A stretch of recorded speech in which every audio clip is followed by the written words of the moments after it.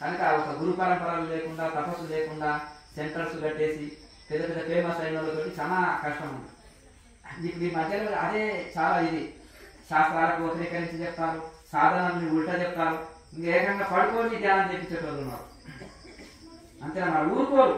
ఆ పడుకున్న వాళ్ళు గురకబెట్టి నిద్రపోయి ఊరుకోరు. మన ఇప్పుడే గత జన్మ చూసి వచ్చినాను అంటే 7 జన్మలో వెనక్కి పోయినా అర్థం కాదు. నువ్వు గత 7 జన్మలకి దేవులో కూడా చెప్తాను, నీ తలరాత కూడా నాకు అనిపిస్తుంది అంటారు. అంతేనా కదా. ఆ ఫేక్ తమిళతోటి ఛానల్స్ ఫేమస్ చేస్తారు. అంతేనా. వాళ్ళకు బెటాలియన్ సైన్యం ఉంటుంది, 1,00,000 మంది వర్క్ చేస్తారు ఒక ఛానల్కు. అర్థమైంది కదా. దయ్యం పట్టిన వాళ్ళ దాకానే. ఎందుకంటే ఈ యొక్క తప్పుడు సమాచారాన్ని ప్రపంచంలోకి వెళ్ళేటట్టు చేస్తారు. అర్థమైందా. ప్రపంచంలో కూడా ఒకటి వరల్డ్లో మొత్తం ఒక మీడియా ఉంటుంది, తప్పుడు సమాచారాన్ని స్పీడ్గా స్ప్రెడ్ చేస్తుందంట. అర్థమైంది కదా. నందిని పంది చేస్తుంది, పందిని నంది చేస్తుంది. అర్థమైంది కదా. ఇంకొకరు ఉంటారు నిజాయితీగా పనిచేసే వాళ్ళు ఉంటారు, మంచి ఇన్ఫర్మేషన్ అందిస్తారు. దీన్ని ఒక వ్యాపారంగా తీసుకున్న వాళ్ళు, ఒక టార్గెట్గా తీసుకున్న వాళ్ళు, దీని మీద వేల కోట్లు సంపాదించిన వాళ్ళు తప్పకుండా తప్పుడు ఇన్ఫర్మేషన్ తోటే ఉంటారు. వాళ్ళ దగ్గర అనుభవం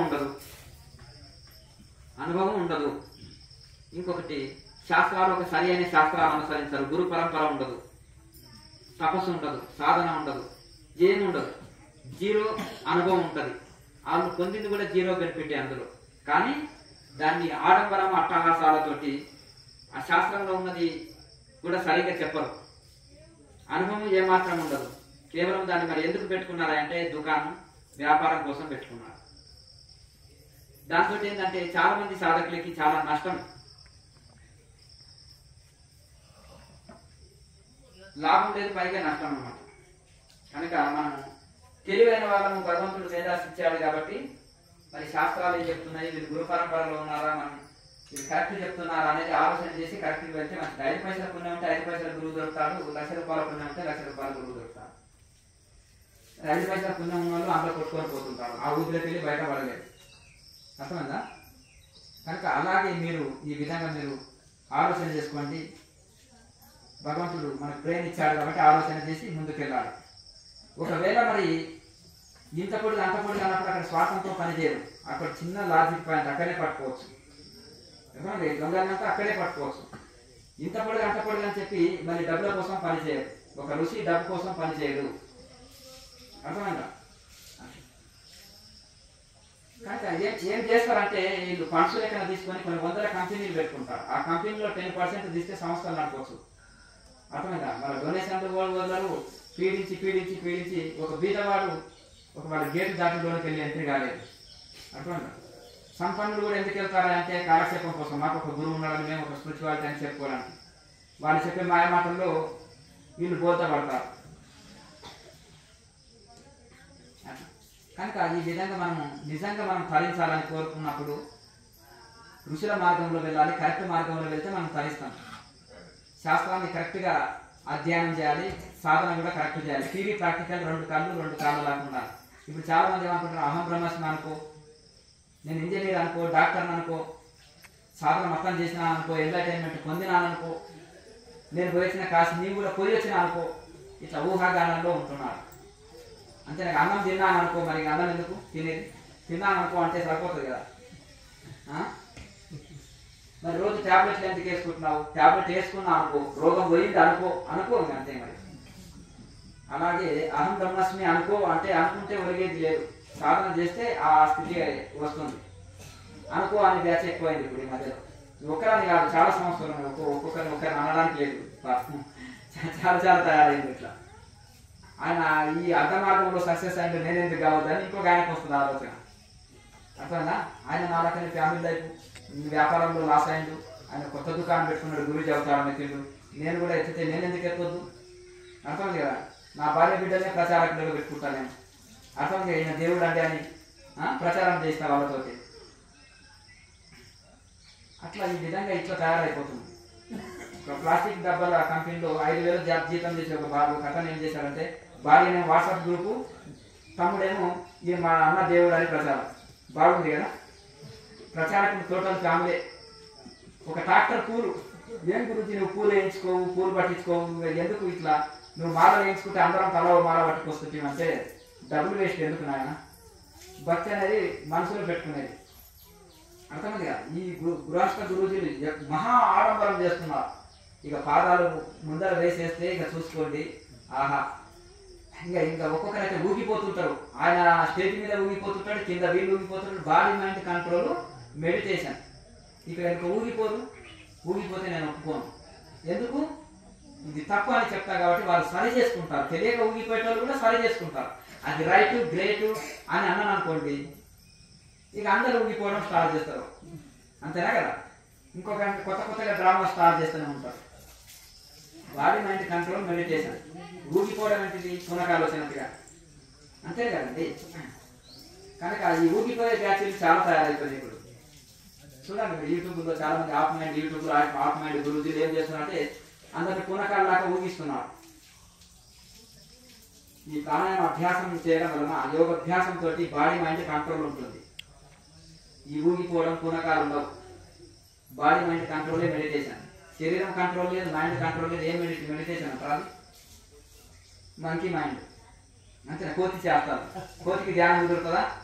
ఒక దగ్గర కుదురుగా కూర్చోదు. కుదురుగా కూర్చుంటుందా? నువ్వు కదలకుండా కుదురుగా కూర్చుంటేనే ధ్యానం కుదురుతుంది. ఊగిపోతే కుదరదు. అలాగే ఆ మంకీ లాంటి మైండ్ని మనం కంట్రోల్ చేయటం కోసమే దాన్ని ఆసన, బంధన, ముద్ర, ప్రాణాయామ, క్రియాస్ తోటి శరీరాన్ని మైండ్ని మనం స్థిరం చేస్తాం. ఆ స్థిరం చేసినప్పుడే మనకు చక్కటి ధ్యానం కుదురుతుంది, చక్కటి అనుభవాలు వస్తాయి. ఇంకేమైనా డౌట్లు ఉన్నాయా?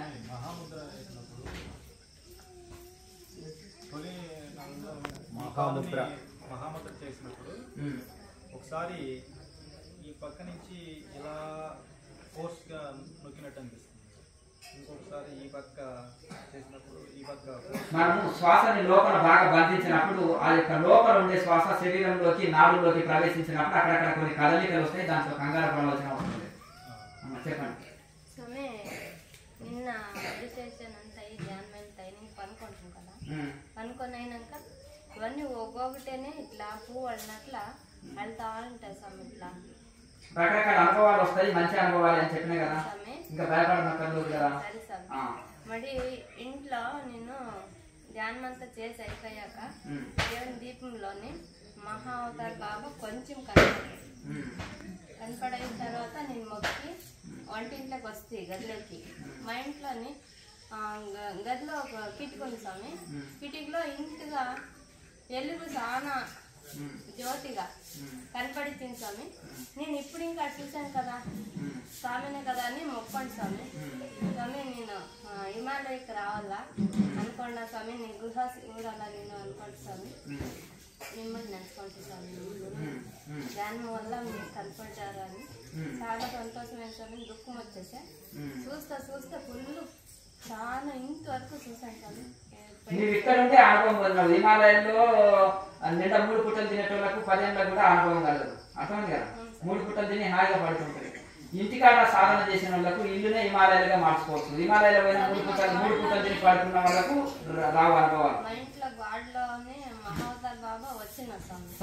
సాధన అనేది ఒకటి ఏంటిదంటే హిమాలయాలు అనేది చల్లటి ప్రాంతాలు, డిస్టర్బెన్స్ ఉండదు, మైకులు ఉండవు, అక్కడ ఏది కరెంట్ ఉండదు, నెట్ పనిచేయదు, ఇవన్నీ ఉండదు, ఏ డిస్టర్బెన్స్ ఉండదు, ప్రశాంతమైన ఒక ప్రకృతి సౌందర్యంతో ఉంటుంది. అలాగే చల్లటి వాతావరణం యోగానికి అనుకూలం. శరీరంలో హీట్ పెరుగుతుంది యోగం చేస్తుంది. అక్కడ చల్లటి వాతావరణం మనసు ప్రసన్నత చెందుతుంది అని ఆ ఉద్దేశమే తప్ప కొంతమంది ఋషులు తప్ప చేశారని అక్కడ ఇంకా మంచి ఋషులు తప్ప చేశారు ఎందరో, లేకపోతే గురువు లేని వాళ్ళకి గురువు దొరుకుతారనే ఉద్దేశమే తప్ప ఇంకా మిగతాది ఏం లేదు. సాధన చేసుకున్న వాళ్ళకు ఎక్కడ చేసినా ఈడ తిన్నా ఆకలి పోతుంది, ఇంటి దగ్గర తిన్నా ఆకలి పోతుంది, హిమాలయాలో తిన్నా ఆకలి. అన్నం ఏడ తినలేదు అనుకో, హిమాలయాలో తినకుండా ఆకలి వేస్తుంది, ఇంటికాడ తినకుండా ఆకలి వేస్తుంది. కనుక ఇక్కడ ఏముందో అక్కడ ఏముందనో భ్రమ అవసరం లేదు. గురువు సూక్ష్మ శరీరంలో అంతటా ఉంటాడు, ఎక్కడైనా దర్శనం చేసుకోవచ్చు. భగవంతుడు సర్వంతర్యామి, అంతేనే కదా. ఇందుకు రంగు లేదని సందేహం వద్దే వద్దు. ఎక్కడైనా దైవ దర్శనాన్ని, దైవ అనుభూతిని పొందవచ్చు. సాధన చేయకపోతే ఎక్కడా పొందలేము, సాధన చేస్తే ఎక్కడైనా పొందగలుగుతాం. లైట్ వెలుగుతుంది కదా, అలా 2 సార్లు కనపడితే స్వామి మనకి ఇంటి ముందు వచ్చాక ముందు ఏప్రిల్ నెలకు ముందు 2 సార్లు వెళ్ళి కనపడితే ఏమో ఇలా పోతాను కదా అనుకొని చూసాను స్వామి, ఎవరికి కనపడలేదు.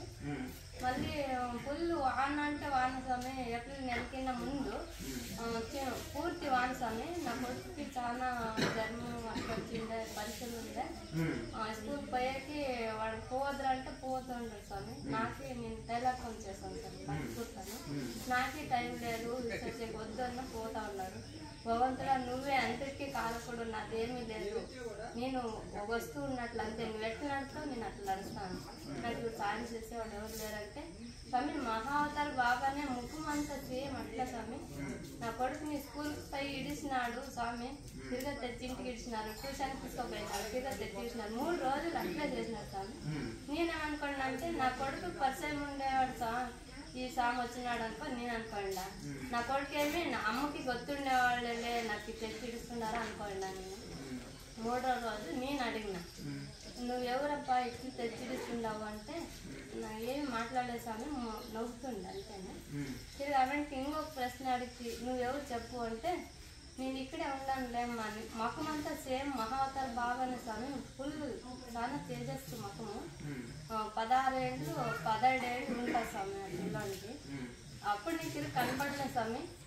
దగ్గర అంతా సాన కూర్చోండి, మీరెవరు చూసినారంటే నువ్వు నేను మాట్లాడుతురా నన్ను ಏನು ಅರ್ಥ ಆಗಲಿಲ್ಲ, ಯಾರು ಬರ್ಲಿಲ್ಲಲ್ಲ అని అంటే స్వామి. ఎవరు చూడలేదు, వాళ్ళకి ఎవరికి కనపడలేదు స్వామి.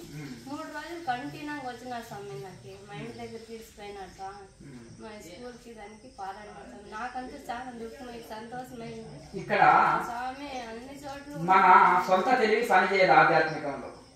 ఎవరైతే అతి తెలివి ఉంటారో, ఎవరికైతే శరణాగతి లేదో, ఎవరికైతే గురి లేదో వాళ్ళు ఆధ్యాత్మికంలో డెవలప్ కాలేదు. అర్థమైంది కదా. ఇప్పుడు వ్యాపారంలో ఏం చేయాలంటే మోసంతో ఉన్నోళ్ళు, అధర్మంలో ఉన్నోళ్ళు తొందరగా డెవలప్ అవుతుంటారు, అవునా? ఆధ్యాత్మికంలో కానీ అమాయకులు తొందరగా డెవలప్ అవుతుంటారు. మన సొంత తెలివి అంతా పక్కకు పెట్టేసి అమాయకులుగా మారాలంటారు. రామకృష్ణ పరమహంస ఏమంటాడు, పసిబాలుడి దాకా అమాయకుడిగా మారితే ఆధ్యాత్మికంలో అభివృద్ధి ఉంది అంటాడు. అర్థమైందా? పసిబాలుడు దాకా అమాయకుడి దాకా మారండి, మీ సొంత తెలివి వాళ్ళకంటే అంటారు. పసిబాలుడు తల్లి మీద ఆధారపడితే తల్లి సంరక్షణ చేసినట్టు జగన్మాత నేను అమాయకుడిని, నాకు గోచిపోతా ఇప్పుడు ఊడిపోతుందో నాకు తెలియదు, నేను ఒక అమాయకుడిని అనుకుంటున్నాను. అర్థమైంది కదా. మరి ఆయన సాధనలో ఎంతో గొప్ప అభివృద్ధి చెందాడు. కనుక ఇక్కడ మనం భగవంతుడి చేతిలో మన సొంత తెలివి ఏం లేకుండా ఒక అమాయకుడిగా మారిపోవాలి. దైవ ఆజ్ఞనే శిరసాల వహించేటట్టుగా మనము ఇది కావాలి. సాధన బాగా చేస్తున్నప్పుడు అనేకమైన అనుభవాలు వస్తుంటాయి, మనం అనుకున్న సంకల్పాలు నెరవేరుతుంటాయి. ఇక అంటే చిన్న కోరికలు, చిన్న సంకల్పాలు, అనుకున్న పనులు, అలాగే మనం ఏదైనా అనుకున్నవి అవుతుంటాయి. అలాగే మనశ్శాంతి పొందుతాం. శాంతి లేని ఎన్ని సంపదలు ఉన్నా ఎందుకు చెప్పండి, వృధా కదా. ఏమి లేకున్నా కానీ హాయిగా శాంతిగా ఉన్నాం అనుకోండి, ఇంకేం కావాలి మనిషికి? అన్ని ఉండి దుఃఖించే వాళ్ళకంటే ఏది లేకున్నా శాంతిగా ఉన్న వాళ్ళు గొప్ప కదా. కనుక అలాగే అశాంతస్య కుత సుఖం అంటుంది భగవద్గీత. అశాంతి కలిగిన వాడికి సుఖం ఎక్కడిది? సుఖం ఉన్న వాడికి ఇంకా అశాంతి ఎక్కడిది? అంతేనా కదా. కనుక అన్ని ఉండి కూడా అశాంతి ఉన్న వాళ్ళ కొద్దీ మనకు శాంతిగా జీవిస్తే, అందుకని సాధన వలన మనకు మంచి అనుభవాలు వస్తుంటాయి. అనేకమైన అనుభవాలు వస్తుంటాయి. పండులోని 7 అడుగుల పైన ఉంటాడు స్వామి. ఆ స్వామి చాలా జంప్ ఉంటాడు స్వామి. ఆ స్వామికి జడులు చాలా వచ్చినాయి. ఆ స్వామి ఈ బండిలో కనపడుతున్నాడు స్వామి. నాకు ఇంటి దగ్గర భోజనం చేస్తున్నా, ఇలా సన్నగా నడుచుకోపోతూ కనపడేసాడు స్వామి. నేను ఫోటో తీస్తాను, అది ఫోటోలో పడలే. నేను చూస్తున్నాను. ఎవరైతే మంచి సాధన చేస్తుంటారో ప్రారంభంలో మనకి ఎట్లా ఉంటుందంటే ఏ అనుభవాలు రావు. మొదలు మనం అనేకమైన ఆలోచనలు వస్తుంటాయి. తర్వాత కొన్ని ఆలోచనలు తగ్గి కొంతమందికి ఎలా ఉంటుందంటే కొన్ని అనుభవాలు వస్తుంటాయి. కొంతమందికి దేవి దేవతల దర్శనాలు, ఋషుల దర్శనాలు, ఇష్టమైన గురువుల దర్శనాలు, ఇవన్నీ వస్తుంటాయి సహజంగా. ఇంకా అవి కూడా పోయి ఇంకా ముందుకు వెళ్తున్నప్పుడు ఇంకా మంచి అనుభవాలు, దేవి దేవతల దర్శనాలు జరుగుతుంటాయి. ఇంకా ముందుకు వెళ్తున్నప్పుడు ఇక మనసు అలాగే నిశ్చలంగా అయిపోయి ఏ ఆలోచన రహిత స్థితిలో ఉండగలుగుతాం. ఇట్లా ఇవన్నీ అనేకమైన అనుభవాలు వస్తూ ఉంటాయి. అవి మనసులో పెట్టుకోవాలి. అవి మంచి అనుభవాలే కదా, దాంట్లో కంగారు పడవలసిన అవసరం లేదు. అనేకమైన అనుభవాలు వస్తూ పోతుంటాయి. స్వామి ధ్యానంలో కూర్చున్నప్పుడు ఒక తర్వాత ఏమి ఇన్నిపడు స్వామి నేను ఆడిందన్నా తెలీదు నాకు తెలుసదు అలా అవుతుంది స్వామి నాకు నేను ధ్యానంలో మనసు అంతర్ముఖం అవుతుంది కనుక అక్కడ బయట శబ్దాలను కూడా దాటుకునే శక్తి కలుగుతుంది. మనము ఎప్పుడైతే మనసు అంతర్ముఖం కాలేదనుకో బయట శబ్దాలు అన్నీ వినిపిస్తారన్నమాట. ఎప్పుడైతే మనసు అంతర్ముఖం అయిందనుకో ఏమయ్యా నీకు చెవుల పరధ్యానంలో ఉన్నావా అంటారు. గట్టిగా పిలిచినా పలకలేదనుకో ఏమయ్యా అంటే పూర్తి 4 సార్లు పిలుస్తాడు, 5వసారి గట్టిగా పిలుస్తాడు ఏమయ్యా చెవుల పరధ్యానంలో ఉన్నావా అంటే పరధ్యానం, ధ్యానము పరధ్యానం. పరధ్యానంలో ఉంటే వినిపించదు అంతేనా, ధ్యానంలో ఉంటే అలర్ట్గా ఉంటే వినిపిస్తుంది అంతేనా కదా. అంటే ఇక్కడ మనం ఒకటి ఏంటంటే ఇక్కడ ఈ ధ్యానంలో మనం అంతర్ముఖమైనప్పుడు బయట శబ్దాలను దాటుకొని వెళ్తాం. అంటే మన మనసు సూక్ష్మంగా వెళ్ళి మనము చాలా డీప్ మెడిటేషన్లో ఉన్నప్పుడు బయట శబ్దాలు వినిపించవు, బయట శబ్దాలు వినిపించవు అనమాట. అంటే అంత సూక్ష్మంగా మనము లోపలికి వెళ్ళినాం ధ్యాన స్థితిలో ఉన్నప్పుడు కనుక అది సహజమే, దాంట్లో కంగారు పడవలసిన అవసరం లేదు. మంచి అయితే నిద్రపోయినప్పుడు ఎట్లా అంటే నిద్ర యొక్క గుణం చక్కగా కూర్చొని ఎవరు నిద్రపోలేదు చూడండి. ఎక్కడన్నా ట్రైన్లో కూర్చోండి, బస్సులో కూర్చోండి, ఎక్కడన్నా ఇట్లన్నా వాడిపోతాం, ఇట్లన్నా వాడిపోతాం, ఇట్లన్నా పడిపోతాం, ఎన్నికన్నా వాడిపోతాం. లేకపోతే ఇంకా మనం ఏ స్థితిలో ఉంటాం ఇట్లా అని మనం చెప్పడానికి లేదు. ఆయన నోట్ చేసుకొని ఇలా ఉంటాం, దోమలు ఈగ నోట్లకి వెళ్ళినా తెలియదు. ఇక ఇంకా రకరకాల ఇటు అటు వాడిపోతాం అవునా. లేదంటే ఇట్లా తూగుతూనే ఉంటాం. ఎవరన్నా మీరు ధ్యానం చేస్తున్నప్పుడు ఒక వీడియో తీయమని చెప్పండి మీ ఇంట్లో మీ పిల్లోడికి చెప్పండి. పనుకొని ఉంటారు స్వామి లేరు 3 గంటల్లోనే 5:30 అట్లా లేచి కొంచెం చూడండి నిన్ను నిద్ర చేస్తానా నేను ధ్యానం చేస్తుంటానా వాళ్ళింటానా చూసి చెప్పు నాకు అని చెప్తాను అంటారు. లేదు 3 గంటలకు లేచి ధ్యానంలో కూర్చుంటే ఎవరు ఆ టైంలో కూర్చొని వాళ్ళు మంచి హాయిగా సుఖమైన నిద్రలో ఉంటారు. ఆ టైంలో లేచి నిద్ర ఈమెకు పని లేదు పాడలేదు మమ్మల్ని నిద్రపోనివ్వకుండా ఆమె ఫోటోలు తీసుకుంటున్నానంట, వీడియోలు తీసుకుంటున్నాను అంటారు. వాళ్ళు తీసుకుంటారు. సరే ఏది ఉన్నా కానీ ఇక్కడ ఒకటి ఏంటిదంటే నేను ఆ సమయంలో యోగులేమో ధ్యానంలో ఉంటారు, నిద్రపోయే వాళ్ళేమో గురుగా పెట్టి నిద్రపోతుంటారు. ఇక ఎవరి బాధ వాళ్ళదే. ఆ సమయంలో కాకుండా సాయంత్రం పూట ధ్యానం చేసేటప్పుడు మీ సరే ఉండని. ఇప్పుడు ఎందుకంటే ఇటో అటో వాడిపోతే నిద్ర మత్తు, మనం చక్కగా కదలకుండా ధ్యానం చేస్తే అది ధ్యాన స్థితి. చక్కగా కూర్చొని ఎవరు నిద్రపోరు.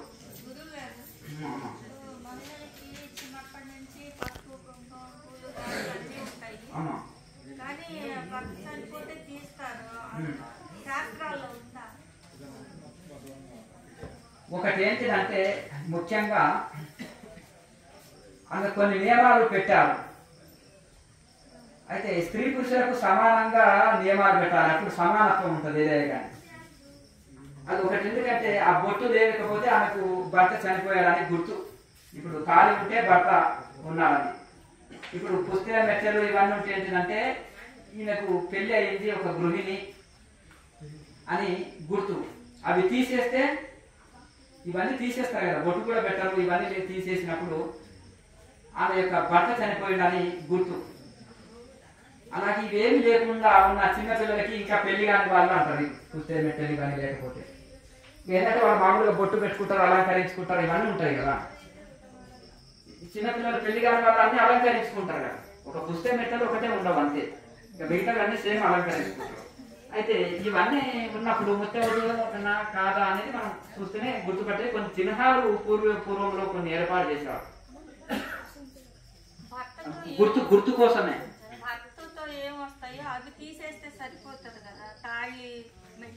అంతే అంతే. దానికి బదులుగా కొంతమంది విభూతి పెట్టుకుంటారు, కొంతమంది నల్ల బొట్టు పెట్టుకుంటారు. దానికి ప్రత్యామ్నాయంగా ఇది చేశారు. అయితే పూర్వము అదంటే కొన్ని కఠోర నియమాలు కొన్నిటిని రాశారు, కొన్నిటిని ఇది చేశారు. అయితే ఒకటి ఏంటిదంటే ఆమె ఒక ప్రశాంతమైన జీవితం గడుపుతుంటే ఆమెకు ఎటువంటి డిస్టర్బెన్స్ ఉండొద్దని అలంకరించుకోకుండా ఉంటారు. ఇంకా బ్రాహ్మణులు అయితే ఒక తెల్ల చీరనే కట్టుకుంటారు, ఏకవస్త్రం, చప్పిడి భోజనం వండుకుంటుంది, భాగవతం ఇటువంటిది చదువుతూ అక్కడ ఆధ్యాత్మిక సాధనలు చేస్తూ ఆధ్యాత్మిక జీవితం గడుపుతారు. 100% ఆధ్యాత్మిక జీవితం గడుపుతారు. ఆ కాలంలో ఆ నియమాలు ఉంటుండే. ఇప్పుడు కాలమాన పరిస్థితిలో ఇవన్నీ మారిపోయినాయి. 2 పెళ్లి చేసుకునే అవకాశం కూడా మనకు చట్టం కలిగించింది. దాని ఆ విధంగా నడుస్తున్నారు. అప్పుడు పూర్వకాలం పద్ధతి లేదు. అయితే కాకపోతే వృద్ధులైన వాళ్ళు, పిల్లలు ఉన్న వాళ్ళు ఇక రెండో పెళ్లి చేసుకోకుండా ఆ ఫ్యామిలీనే చూసుకుంటూ ఉంటారు. కాకపోతే ఇంకా మళ్ళీ చిన్న వయసు ఉన్న వాళ్ళు ఉంటే వాళ్ళకి రెండో పెళ్లి చేసుకునే అవకాశం కూడా కనిపిస్తుంది. మగవాళ్ళు చేసుకుంటారా చేసుకోరా, మరి ఆడవాళ్ళు కూడా అది గమనించాలి. అంతే కదా మరి అట్లా. మంచిది తల్లి. మీకు అందరికీ భోజనాలు ఉన్నాయి.